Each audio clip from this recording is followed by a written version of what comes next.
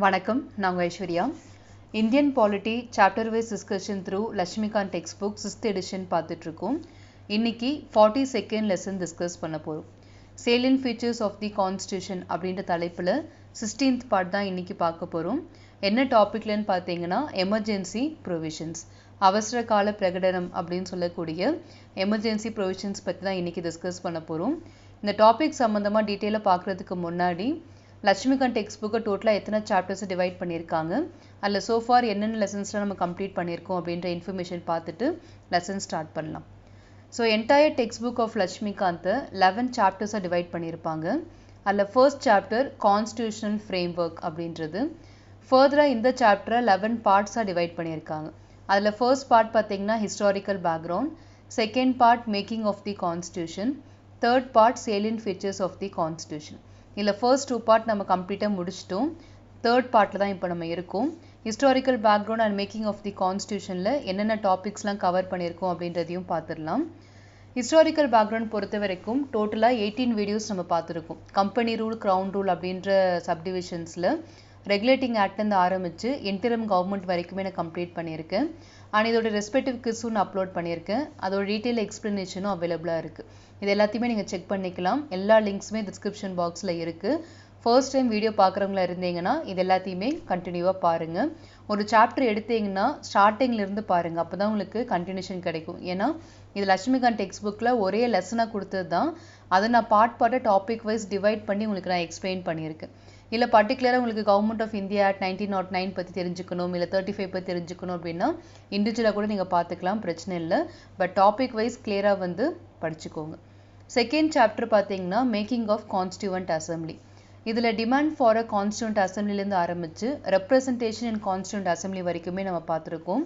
இது சம்மந்தமான குவிஸும் நான் அப்லோட் பண்ணியிருக்கேன். அதுக்கான டீட்டெயில்டு எக்ஸ்ப்ளனேஷனும் அவைலபிளாக இருக்குது. ஒன்ஸ் இந்த தியரிட்டிக்கலாக எல்லாம் படித்ததுக்கு அப்புறமா நீங்கள் அந்த குவிஸ் எடுத்து நீங்கள் எவாலுவேட் பண்ணிக்கலாம். என்னென்ன மிஸ்டேக்ஸ் பண்ணுறீங்களோ அது எல்லாத்தையுமே டீட்டெயில் எக்ஸ்ப்ளனேஷனில் நீங்கள் ரெக்கவர் பண்ணிக்கோங்க. ஸோ தட் எக்ஸாமினேஷன்ஸில் உங்களுக்கு ரொம்பவே ஈஸியாக இருக்கும். அண்ட் தேர்ட் சாப்டர் பொறுத்த வரைக்கும் salient features of the constitution. இன்ட்ரோடக்ஷன்லேருந்து ஆரம்பித்து and parts and schedule, sources, criticism அப்படின்னு சொல்லிட்டு எல்லாமே டிஸ்கஸ் பண்ணியிருப்பாங்க. ஸோ இன்ட்ரோடக்ஷன்லேருந்து கோஆப்ரேட்டிவ் சொசைட்டிஸ் வரைக்குமே salient features of the constitution பற்றி மென்ஷன் பண்ணியிருப்பாங்க. இதில் இன்றைக்கி நம்ம பார்க்க போகிறது எமர்ஜென்சி ப்ரொவிஷன்ஸ். இதெல்லாம் முடிச்சதுக்கு அப்புறமா சில விமர்சனங்கள் அப்படின்னு சொல்லிட்டு இருக்கும். டோட்டலாக 6 கிரிட்டிசிசம் வந்து மென்ஷன் பண்ணியிருக்காங்க. And parts, important article, schedules and sources அப்படின்னு சொல்லிட்டு டோட்டலாக 30 டாபிக்ஸாக இந்த சாப்டர் நான் டிவைட் பண்ணியிருக்கேன். தியரி அது எல்லாமே பார்த்ததுக்கு அப்புறமா குவிஸ் 3 அப்படின்றத இந்த தலைப்பு சம்மந்தமாக நம்ம நிச்சயமாக பார்க்கலாம். ஸோ இன்றைக்கி நம்ம பார்க்க போகிற டாபிக் எமர்ஜென்சி ப்ரொவிஷன். ஸோ அது சம்மந்தமாக என்னென்ன கண்டென்ட் ப்ரொவைட் பண்ணியிருக்காங்கன்றதை பார்க்கலாம். ஸோ பார்ட் 18 தான் நமக்கு எமர்ஜென்சி ப்ரொவிஷன்ஸ் அப்படின்றது இருக்கும். ஆனால் நம்ம இப்போ பார்க்கக்கூடிய விஷயங்கள் என்னென்னு பார்த்தீங்கன்னா, இந்திய அரசியலமைப்பில் இது எந்த மாதிரியான ஒரு இம்பார்ட்டன்ட் ஃபேஸ் வந்து எமர்ஜென்சி ப்ரொவிஷன்ஸ் இருக்குது அப்படின்ட்டு அதோடைய ஸ்பெஷல் நேச்சர் மட்டும் தான் டிஸ்கஸ் பண்ணியிருக்காங்க. ஸோ டீட்டெயிலாக நம்ம பின்னாடி பார்க்கலாம் எமர்ஜென்சி பற்றி. இங்கே வந்து என்னென்ன இருக்குது, என்னென்ன சிறப்பு அம்சங்கள் இந்திய அரசியலமைப்பில் சேர்த்துருக்காங்க அப்படின்றது மட்டும் நம்ம டிஸ்கஸ் பண்ணுவோம். ஃபர்ஸ்ட் இன்ட்ரோடக்ஷன் பார்த்தீங்கன்னா, the Indian constitution contains elaborate emergency provisions to enable the president to meet any extraordinary situation effectively அப்படின்னு சொல்லியிருக்காங்க. ஸோ நம்மளுடைய கட்டுப்பாட்டில் இல்லாமல் நாடு போகும்போதோ இல்லை ஏதாச்சும் ஒரு ஆபத்து வரும்போதோ அந்த நேரத்தில் ஒருத்தர் முடிவெடுக்கக்கூடிய இடத்துல இருந்தால் மட்டும்தான் நமக்கு வேலைகள் எல்லாமே சீக்கிரமாக நடக்கும். நிறைய பேர் கலெக்டிவ் ரெஸ்பான்சிபிலிட்டி அந்த மாதிரி சிஸ்டமில் இருக்கும் போது முடிவெடுக்க லேட் ஆகும். ஸோ நமக்குலாம் எதுவுமே வந்து செயல்படுத்த முடியாது. ஸோ அப்போ என்ன பண்ணுவாங்கன்னா, அந்த எமர்ஜென்சி ப்ரொவிஷன் டைமில் பிரசிடென்ட் ஆஃப் இந்தியா கிட்ட முழுமையான அத்தாரிட்டி வந்துடும். பட் அப்போவும் டிசைட் பண்ணக்கூடியது வந்து council of ministers headed by prime minister தான். பட் அதை அனௌன்ஸ் பண்ணக்கூடியது, நடவடிக்கை எடுக்கக்கூடியது எல்லாமே யாராக இருக்கும் பார்த்தீங்கன்னா ஜனாதிபதியாக தான் இருக்கும். ஸோ இந்தியன் கான்ஸ்டியூஷனில் என்ன விஷயத்த ப்ரொவைட் பண்ணியிருக்காங்க, ஒரு எமர்ஜென்சி, ஒரு எக்ஸ்ட்ராடினரியாக நம்ம எதிர்பார்க்காத ஒரு சுச்சுவேஷன் வரும்போது, ஒரு ஆபத்து வரும்போதோ இல்லை போர் வரும்போதோ அப்போது இந்தியாவை காப்பாற்றுறதுக்கு அரசியலமைப்பு சம்மந்தமாக, அட்மினிஸ்ட்ரேஷன் சம்மந்தமாக எல்லாத்தையுமே முடிவெடுக்கிறதுக்கு பிரசிடென்ட்டுக்கு அதிகாரம் கொடுத்துருக்காங்க. ஸோ அதான் இன்ட்ரோடக்ஷனில் எக்ஸ்பிளைன் பண்ணியிருக்காங்க. அப்படி என்ன மாதிரி எமர்ஜென்சிலாம் நம்மக்கிட்ட இருக்குது? 3 விதமான எமர்ஜென்சி இருக்குது. National emergency, state emergency and financial எமர்ஜென்சின்னு சொல்லிட்டு அது சம்மந்தமான தகவலை 1 by 1 பார்க்கலாம். முதல்ல பார்க்க போகிறது the rationality behind the incorporation of these provision. So emergency அப்படின்னு கொண்டு வர்றது அதுக்கான நோக்கம் என்ன, அப்ஜெக்டிவ் என்ன அப்படின்றத சொல்லியிருக்காங்க. இந்தியாவுடைய சாவர்னிட்டியை பாதுகாக்கணும், இறையாண்மையை பாதுகாக்கணும். நான் முன்னாடியே இறையாண்மை அப்படின்னா என்னன்னு சொல்லியிருக்கேன். பின்னாடி பிரியாம்பிள் பார்க்கும்போது இன்னும் டீட்டெயிலாகவே நான் எக்ஸ்பிளைன் பண்ணுறேன். இந்தியா அப்படின்ற நாடு எந்த ஒரு வெளிநாட்டு ஆக்கிரமிப்புக்கு உட்பட்டது அல்ல. நாங்கள் வந்து இண்டிபெண்ட்டாக இருந்துகிட்ருக்கோம், யாருமே எங்களை ரூல் பண்ணலை, நாங்கள் கம்ப்ளீட்டாக ஃப்ரீயாக இருக்கோம் அப்படின்றது வெளிப்படுத்தக்கூடிய ஒரு கான்செப்ட் தான் சாவர்னிட்டி அப்படின்றது. So since India is a independent country, we are known as sovereign அப்படின்னு சொல்லி மென்ஷன் பண்ணியிருக்காங்க. இந்தியாவுடைய சாவர்னிட்டிக்கு ஏதாச்சும் ஒரு பிரச்சனை வருது, யாராவது நம்மளை ஆதிக்கம் செலுத்த வராங்க, நம்மளை யாராவது கைப்பற்ற வராங்க அப்படின்னா அப்போ அது எமர்ஜென்சியான ஒரு சுச்சுவேஷன். அப்போ நம்ம தற்காப்பு பண்ணுறதுக்கு ரெடியாக இருக்கணும். அப்போ ஜனாதிபதி கிட்ட எல்லா அதிகாரமும் வந்துடும் அப்படின்னு சொல்லியிருக்காங்க. அடுத்தது இந்தியாவுடைய ஒற்றுமையும் ஒருங்கிணைப்பையும் பாதுகாக்கக்கூடிய தன்மைக்காக தான் இந்த எமர்ஜென்சியை கொடுத்துருக்காங்க. ஏதாவது ஒரு மாநிலம் வழி தவறி போகும்போது அதை முன்னுதாரணமாக எடுத்துட்டு மற்ற மாநிலங்களும் பின்தொடர வாய்ப்புகள் இருக்குது. ஸோ அப்போ அந்த மாநிலம் ரீதியாக ஒரு அச்சுறுத்தல் வரும்போது அதை சேஃப்கார்ட் பண்ணுறதுக்கும் நமக்கு எமர்ஜென்சி உதவியாக இருக்கும் அப்படின்றத சொல்லியிருக்காங்க. அது மட்டும் இல்லாமல் நாட்டுடைய மொத்த பாதுகாப்பு கருதியும் இந்த எமர்ஜென்சி அப்படின்னு ஒரு விஷயத்த கொண்டு வந்திருக்காங்க. So rationality behind the incorporation of these provision is to safeguard the sovereignty, unity, integrity and security of the country, the democratic political system and the constitution அப்படின்னு சொல்லியிருக்காங்க. ஸோ அட்லாஸ்ட் எல்லாமே சொல்லி முடிச்சதுக்கு அப்புறம் கூட எல்லா கான்செப்டுமே நமக்கு முக்கியமான நோக்கம் என்னென்னா இந்தியாவுடைய டெமோக்ராட்டிக் பொலிட்டிக்கல் சிஸ்டம்மை பாதுகாப்பாக வச்சுருக்கணும், அதை இன்னும் ரொம்ப வலிமையாக மாற்றணும். இந்த நோக்கத்துக்காக தான் எல்லா ப்ரொவிஷன்ஸுமே. இதுக்கு முன்னாடி பார்த்த தலைப்பான இண்டிபெண்ட் பாடிஸ் அப்படின்றதும் அதை நோக்கமாக தான் வச்சுருந்தாங்க. இதுவும் அந்த நோக்கத்தினால தான் கொண்டு வந்திருக்காங்க. ஸோ நீங்கள் sovereignty, unity, integrity and security. சாவர்னிட்டினா இறையாண்மை, யூனிட்டினா ஒற்றுமை, இன்டெகிரிட்டினா ஒருங்கிணைப்பு, செக்யூரிட்டினா பாதுகாப்பு. ஸோ இது எல்லாத்தையுமே கிளியராக நோட் பண்ணிக்கோங்க. ஸோ இப்போ அடுத்து நம்ம பார்க்க போகிறது டைப்ஸ் ஆஃப் எமர்ஜென்சி அப்படின்றது பார்க்க போகிறோம். The constitution envisages 3 types of emergency. 3 விதமான எமர்ஜென்சியை கொடுத்துருக்காங்க. முதலாக கொடுத்தது நேஷனல் எமர்ஜென்சி, தேசிய அவசர கால பிரகடனம் அப்படின்னு சொல்லக்கூடியது. எந்த காரணத்துக்காக நீங்கள் கொண்டு வர முடியும் அப்படின்றதும் இருக்குது. எந்த ஆர்டிக்கலை மென்ஷன் பண்ணியிருக்காங்கன்றதையும் நோட் பண்ணிக்கணும். ஆர்டிக்கல் 352 சரத்து 352 தான் நேஷனல் எமர்ஜென்சி பற்றி டிஸ்கஸ் பண்ணியிருக்காங்க. எந்த கிரவுண்டில் உங்களால் பண்ண முடியும்னு பார்க்கும்போது war, external aggression and armed rebellion. இந்த 3 காரணத்தில் எந்த காரணத்துக்காகவும் நீங்கள் தேசிய அவசர கால பிரகடனமாக கொண்டு வர முடியும். போர் அப்படின்றது வார் ரீசனால். எக்ஸ்டர்னல் அக்ரெஷன் அப்படின்னு பார்க்கும்போது வெளிநாட்டு ஆக்கிரமிப்பு அப்படின்னு சொல்லுவாங்க. ஆர்ம்டு ரிபெலியன் பொறுத்த வரைக்கும் ஆயுத கிளர்ச்சி அப்படின்னு சொல்லக்கூடியது. இதுக்கு முன்னாடி பார்த்தீங்கன்னா ஆர்ம்டு ரிபெலியனுக்கு பதிலாக இன்டர்னல் டிஸ்டர்பன்ஸ், உள்நாட்டு கலவரம் அப்படின்னு சொல்லிட்டு ஒரு ரீசன் இருந்துச்சு. பட் அதை வந்து தவறான முறையில் பயன்படுத்தி ஒரு எமர்ஜென்சி கொண்டு வந்துட்டாங்க அப்படின்னு சொல்லி இந்திரா காந்தி அம்மையார் அந்த காரணத்தினால தான் 1975 கொண்டு வந்திருப்பாங்க. ஸோ அப்போ ரொம்ப வீக்கான ஒரு ரீசனாக இருக்குது, பலவீனமான ஒரு காரணமாக இருக்குது அப்படின்னு சொல்லிட்டு அதுக்கப்புறமா அந்த ஜனதா பார்ட்டி 44வது திருத்தத்தை ஏற்படுத்தி இன்டர்னல் டிஸ்டர்பன்ஸை ஆர்ம்டு ரிபெலியன் அப்படின்னு சொல்லி மாற்றிட்டாங்க. ஸோ இன்றைக்கி இந்தியாவில் எந்த காரணத்தினால நீங்கள் எமர்ஜென்சி கொண்டு வர முடியும் பார்க்கும்போது வார் அப்படின்ற ரீசனுக்காக கொண்டு வர முடியும், வெளிநாட்டு ஆக்கிரமிப்பு அப்படின்னு சொல்லக்கூடிய எக்ஸ்டர்னல் அக்ரெஷனுக்காக கொண்டு வர முடியும், ஆர்ம்டு ரிபெலியன் சொல்லக்கூடிய ஆயுத கிளர்ச்சிக்காக கொண்டு வர முடியும். ஸோ இது வரைக்கும் இந்தியாவில் எமர்ஜென்சி அனௌன்ஸ் பண்ணியிருக்காங்களா அப்படின்னு கேட்டால் நிச்சயமாக பண்ணியிருக்காங்க. 3 முறை பண்ணியிருக்காங்க. 1962 முதல் முறையாக இண்டோ சைனா வார் நடக்கும் போது நேஷனல் எமர்ஜென்சி வந்திருக்கு. எந்த காரணத்துக்காகன்னு பார்த்தீங்கன்னா வெளிநாட்டு ஆக்கிரமிப்பு அப்படின்ற காரணத்துக்காக தான் கொண்டு வந்தாங்க. எக்ஸ்டர்னல் அக்ரெஷன், ஈவன் அது வாராக இருந்தாலும் வார் அப்படின்னு சொல்லி நம்ம எமர்ஜென்சி கொண்டு வரல, எக்ஸ்டர்னல் அக்ரெஷன் வெளிநாட்டு ஆக்கிரமிப்பு அந்த காரணத்துக்காக தான் கொண்டு வரோம்னு சொல்லி தான் 1962 கொண்டு வந்தாங்க. அதுக்கு அடுத்ததாக 1971 பெங்களாதேஷோட லிபரேஷன் ப்ராசஸ் நடந்துட்டு இருக்கும்போது நம்ம அவங்களுக்கு ஹெல்ப் பண்ணிட்டு இருந்தோம். அப்போது சில ஆக்கிரமிப்புலாம் நடக்க ஆரம்பிச்சிச்சு. ஸோ அந்த ரீசனுக்காக 1971 கொண்டு வந்தாங்க. 3வது எமர்ஜென்சி பார்த்தீங்கன்னா 1975 முதல்ல ஒரு எமர்ஜென்சி இருந்துட்டு இருக்கும் போதே அடிஷ்னலாக இன்னொரு எமர்ஜென்சி இந்திரா காந்தி அம்மையார் இன்டர்னல் டிஸ்டர்பன்ஸ் அப்படின்ற ஒரு காரணத்துக்காக கொண்டு வந்துட்டாங்க. 1977 வரைக்குமே இந்த எமர்ஜென்சி இருந்துச்சு. ஸோ வார் அப்படின்னு சொல்லிட்டு இன்றைக்கி வரைக்கும் இந்தியாவில் எமர்ஜென்சி கொண்டு வந்ததே இல்லை. ஆர்ம்டு ரிபெலியன் அப்படின்ற காரணத்துக்காகவும் கொண்டு வந்ததில்லை. எக்ஸ்டர்னல் அக்ரெஷனுக்காக 2 முறையும், இன்டர்னல் டிஸ்டர்பன்ஸ் அப்படின்ற காரணத்துக்காக 1 முறையும் கொண்டு வந்திருக்காங்க. ஸோ ஆர்டிகல் 352 கிளியராக நோட் பண்ணிக்கோங்க. இரண்டாவதாக நம்ம பார்க்க போகிறது ஜனாதிபதி ஆட்சி அப்படின்னு சொல்லக்கூடியதாகவும், அப்படி இல்லைன்னா ஸ்டேட் எமர்ஜென்சி, மாநில அவசர கால பிரகடனம் அப்படின்னு கூட நம்ம எடுத்துக்கலாம். பட் மோஸ்ட் ஃபேமஸாக வந்து அதை ஜனாதிபதி ஆட்சி அப்படின்னு தான் சொல்லுவாங்க. State emergency on the ground of failure of constitutional machinery. எந்த காரணத்துக்காக நீங்கள் எமர்ஜென்சி கொண்டு வர முடியும் அப்படின்னு பார்த்தீங்கன்னா, ஃபெயிலியர் ஆஃப் கான்ஸ்டியூஷனல் மிஷினரி. அரசியலமைப்பில் ஒரு மாநிலத்துக்கு என்னென்ன அதிகாரம் கொடுத்துருக்காங்களோ அந்த அதிகாரத்துக்கு உட்பட்டு தான் நீங்கள் ஆட்சி செய்யணும். அதை தாண்டி நீங்கள் ஏதாவது எக்ஸ்ட்ராவாக நீங்கள் செயல்படுத்துறீங்க அப்படின்ற போது அந்த இடத்துல அரசியலமைப்பை நீங்கள் மதிக்கலைன்னு அர்த்தம். ஸோ உங்களோட அரசியலமைப்பில் கொடுக்கப்பட்ட அந்த காரணத்தெல்லாம் தாண்டி நீங்கள் செயல்படும் போதோ, இதில் அதில் கொடுத்துருக்கக்கூடிய விஷயங்களை நீங்கள் மதிக்காமல் செய்யும் போதோ அந்த இடத்துல கான்ஸ்டியூஷன் மிஷினரி ஃபெயிலியர் ஆயிடுது. அப்போ அந்த காரணத்தை வச்சு நீங்கள் அந்த மாநிலத்தில் ஜனாதிபதி ஆட்சியை கொண்டு வர முடியும்.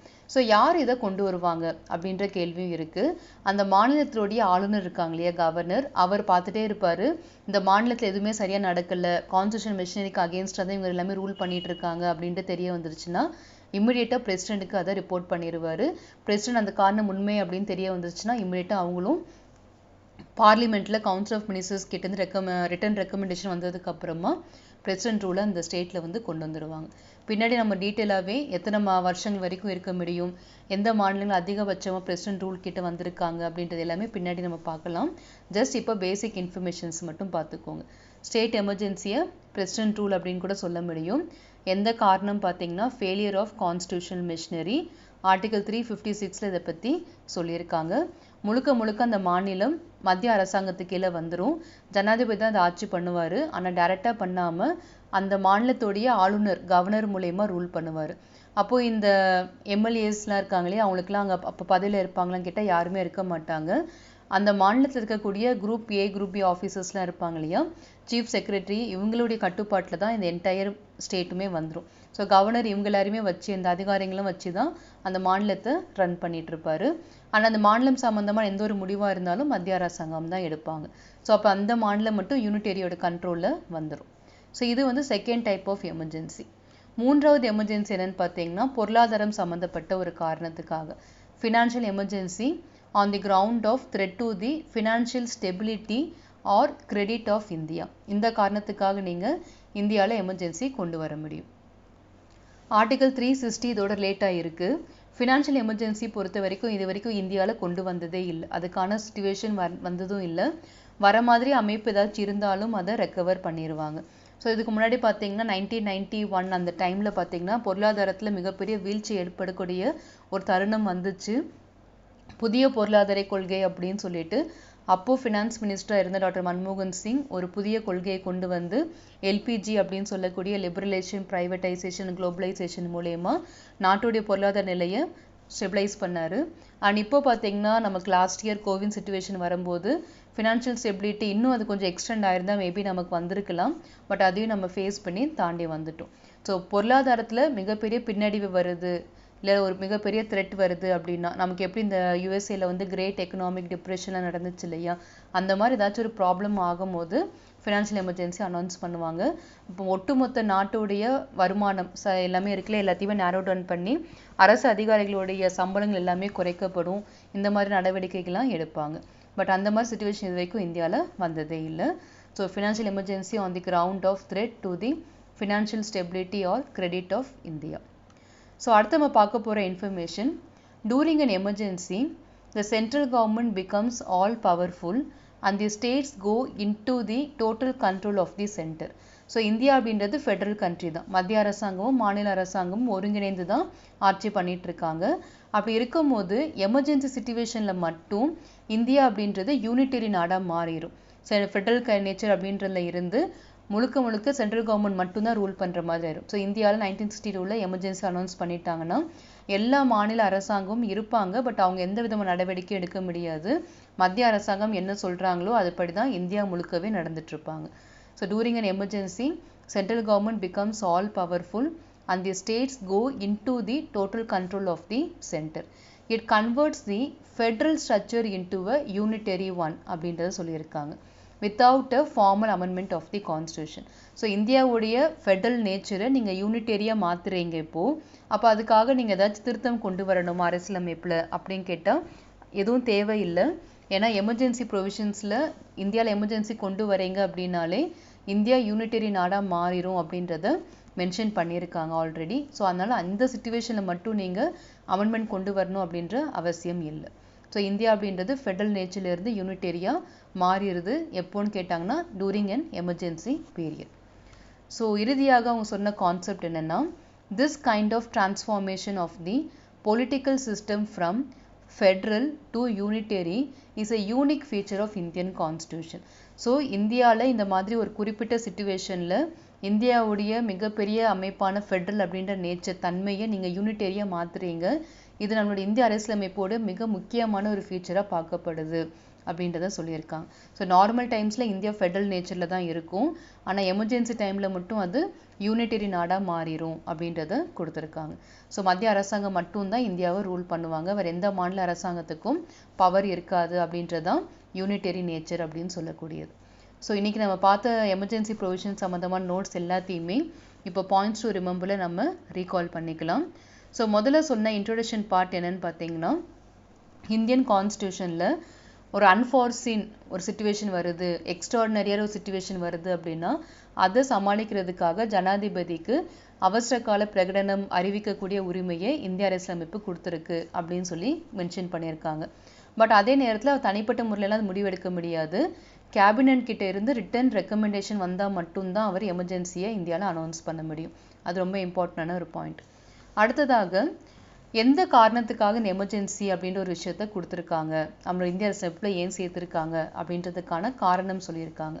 To safeguard the sovereignty, unity, integrity and security of the country and to safeguard democratic political system அப்படின்றத மென்ஷன் பண்ணியிருக்காங்க. ஸோ இந்தியாவோட இறையாண்மை, ஒற்றுமை, ஒருங்கிணைப்பு மற்றும் பாதுகாப்பை உறுதி செய்கிறதுக்காக தான் இந்த எமர்ஜென்சி ப்ரொவிஷன் அப்படின்னு ஒன்று இந்திய அரசியலமைப்பில் சேர்க்கப்பட்டிருக்கு அப்படின்னு சொல்லி எக்ஸ்பிளைன் பண்ணியிருக்காங்க. அடுத்து நம்ம பார்த்தது 3 டைப்ஸ் ஆஃப் எமர்ஜென்சி. முதல்ல நேஷனல் எமர்ஜென்சி பார்த்தோம், ஆர்டிகல் 352 3 காரணத்துக்காக கொண்டு வர முடியும்னு சொல்லியிருந்தாங்க. வார் அப்படின்ற காரணம், எக்ஸ்டர்னல் அக்ரிஷன் சொல்லக்கூடிய வெளிநாட்டு ஆக்கிரமிப்பு, ஆர்ம்டு ரிபெலியன் சொல்லக்கூடிய ஆயுத கிளர்ச்சி. இந்த 3 காரணத்தில் எந்த ஒரு காரணமாக இருந்தாலும் நீங்கள் நேஷனல் எமர்ஜென்சி இந்தியாவில் கொண்டு வர முடியும். ஸ்டேட் எமர்ஜென்சி பொறுத்த வரைக்கும் பிரசிடென்ட் ரூல் அப்படின்னு கூட சொல்லலாம். ஃபெயிலியர் ஆஃப் கான்ஸ்டியூஷன் மிஷினரி ஏற்படும் போது கவர்னர் ரெக்கமெண்டேஷன் பேரில் அந்த மாநிலத்தில் ஜனாதிபதி ஆட்சி கொண்டு வருவாங்க. ஆர்டிகல் 356 இதோட ரிலேட் ஆனது. மூன்றாவது நம்ம பார்த்தது financial emergency, article 360 financial stability of இந்தியாவுக்கு, அந்த நாட்டுடைய ஃபினான்ஷியல் ஸ்டெபிலிட்டிக்கு ஏதாச்சும் ஒரு த்ரெட் வருது அப்படின்னா அந்த நேரத்தில் இந்த எமர்ஜென்சியை கொண்டு வருவாங்க அப்படின்றத சொல்லியிருக்காங்க. அடுத்ததாக இந்த மாதிரி எமர்ஜென்சி சிச்சுவேஷனில் ஈவன் தோ இந்தியா ஃபெடரல் கண்ட்ரியாக இருந்தாலும் அது யூனிட்டரி நேச்சராக மாறிடும் அப்படின்றத மென்ஷன் பண்ணியிருக்காங்க. இதுக்காக தனிப்பட்ட அமெண்ட்மெண்ட் எதுவும் கொண்டு வர வேண்டிய அவசியம் இல்லை, ஆல்ரெடி இது எமர்ஜென்சி ப்ரொவிஷன்ஸில் மென்ஷன் ஆயிருக்கு அப்படின்றத சொல்லியிருக்காங்க. இப்படிப்பட்ட சிச்சுவேஷன் இந்த மாதிரி யூனிட்டரியாக இருக்கிறது, ஃபெடரல் நேச்சராக இருக்கக்கூடிய நாடு யூனிட்டரியாக ஒரு சின்ன எமர்ஜென்சி ப்ரொவிஷனில் மாறுது அப்படின்றது நம்ம இந்திய அரசியலமைப்போடைய மிக முக்கியமான யூனிக் ஃபீச்சராக சொல்லி இந்த கண்டென்ட்டை நமக்கு கம்ப்ளீட் பண்ணியிருக்காங்க. ஸோ எமர்ஜென்சி ப்ரொவிஷன் சம்மந்தமாக இந்தியன் கான்ஸ்டியூஷனில் and salient features of the கான்ஸ்டியூஷனில் என்னென்ன சொல்லியிருக்காங்க அப்படின்றத கிளியராக நம்ம பார்த்துட்டோம். அடுத்த டாபிக் என்னன்னு பார்த்தீங்கன்னா 3 டயர் கவர்மெண்ட் அப்படின்னு சொல்லக்கூடியது. இது ரொம்ப ரொம்ப இம்பார்ட்டண்டான ஒரு ஃபீச்சர் நம்மளோட இந்திய அரசியலமைப்பில். ஸோ அந்த 3 டயர் ஃபீச்சர்ஸ் என்ன அப்படின்றது நெக்ஸ்ட் வீடியோவில் பார்க்கலாம். இந்த வீடியோ சம்மந்தமாக ஏதாவது சந்தேகம் இருந்துச்சுன்னா கமெண்ட்டில் தெரிவிங்க, நிச்சயமாக நான் கிளாரிஃபை பண்ணுறேன். உங்களுடைய லட்சியங்கள் வெற்றியடைய வாழ்த்துக்கள். படிப்போம், பகிர்வோம், வெற்றியடைவோம். Let's crack it. நன்றிகள்.